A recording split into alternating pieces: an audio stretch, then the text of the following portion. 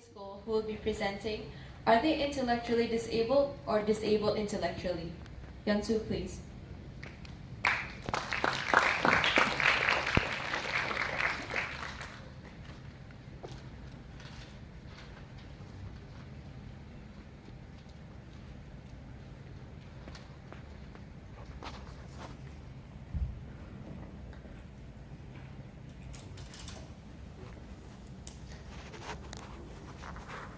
Let's take ourselves back a few centuries ago, or even a few decades ago. In that word, we try to isolate and discriminate those who are different from the so-called norm. Then, let's bring ourselves back to 2017. Nowadays, we are trying to make one step forward towards equality because we believe that everyone deserves the same chances and equal opportunities, and disability should not be something that determines our future. And this effort are also applicable to the intellectually disabled people. In the 13th century, intellectually disabled people were officially declared to be incapable of making their own decision and managing their own task. Today, only in Singapore, there are 20 special education schools for 5,500 kids who need special care. In the 18th century, the intellectually disabled people were isolated from their family, isolated from the society, and put into one big asylum. Today, NGOs and governments are trying their best to help them to better integrate into our society. So, has there been a change? No, there has not been a change. There has been a big change. And ladies and gentlemen, I ask you now, yes, there has been a big change, but is this enough? Is the world now really fair to the intellectually disabled people? More importantly, is this all that the world can do for the intellectually disabled people?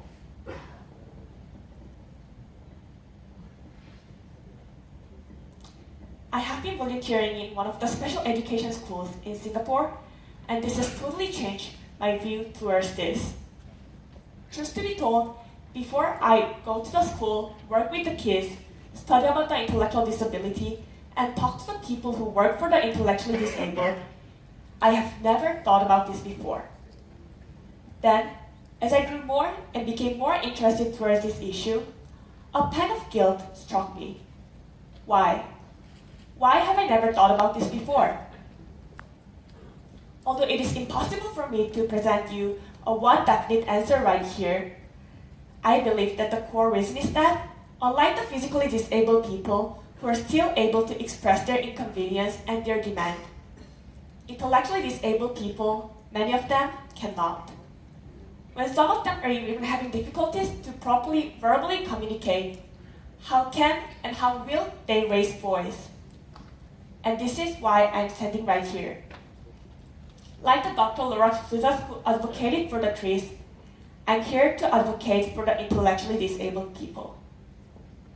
Although I cannot understand everything fully, I still believe that someone should at least try to raise the voice for them.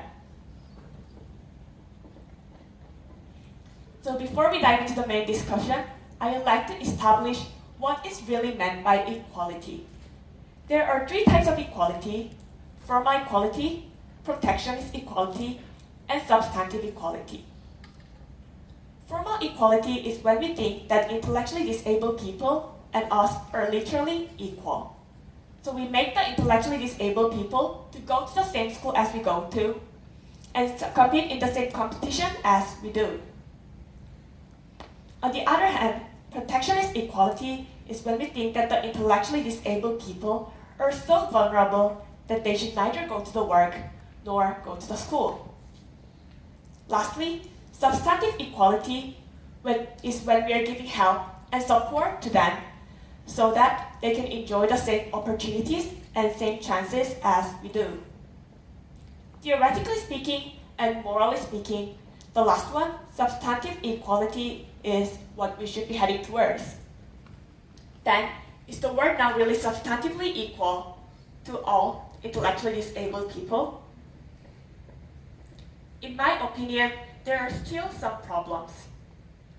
In many countries, we still lack the number of centers for especially the adult intellectually disabled people. Also, there are huge waiting lists for each of these centers. Despite the government support, many families with intellectually disabled people are facing financial difficulties. And worldwide, the unemployment rate of the intellectually disabled people are twice as high as the general population.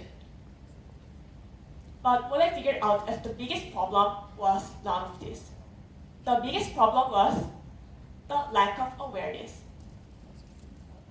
In the 21st century, we care more about human rights and equality than we did ever before. Yet, in the US, more than 1/4 of people believe that the intellectually disabled people should not have the voting rights. In my home country, South Korea, employers, by law, do not have to pay the minimum legal wage to the intellectually disabled employees. And yet, here comes the biggest shock.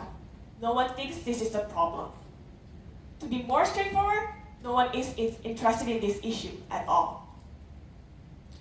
And due to our lack of awareness, we have come to some severe misconceptions. First, some people think that the intellectual disability is always a hereditary problem, which is not true. It is more often caused by other external factors. Second, many people use the term mental retardation over intellectual disability. Mental retardation is less appropriate representation. Thirdly, from the 13th century, the misconception that the intellectually disabled people cannot make their own decision is still being continued till today. And what was most shocking to me is that some people think that intellectually disabled people do not have feelings. But in fact, I believe that they have more feelings than any of us do.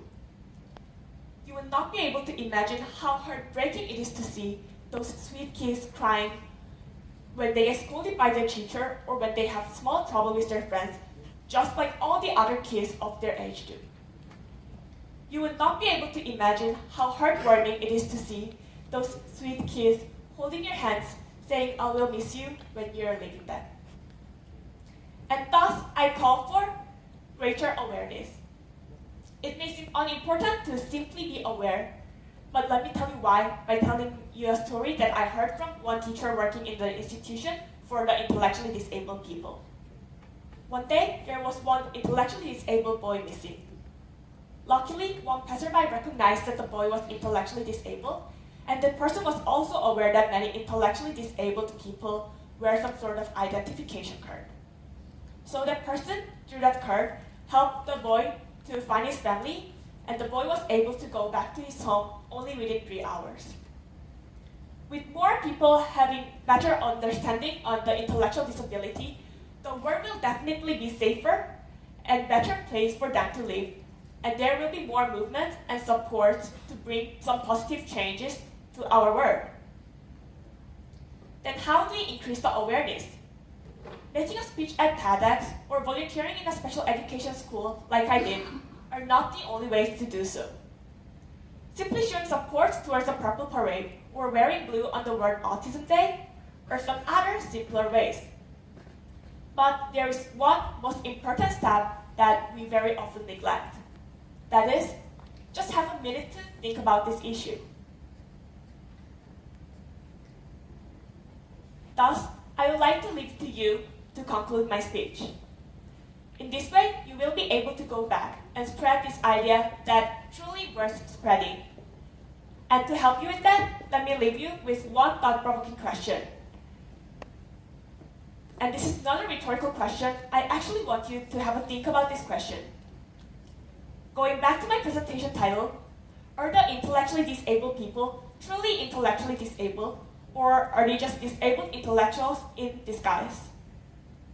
By stereotyping them and their abilities, is it not us who are making them intellectually disabled? Now, it is your time to take the action because I believe that we envelop ourselves in this question: intellectually disabled or disabled intellectuals. Thank you.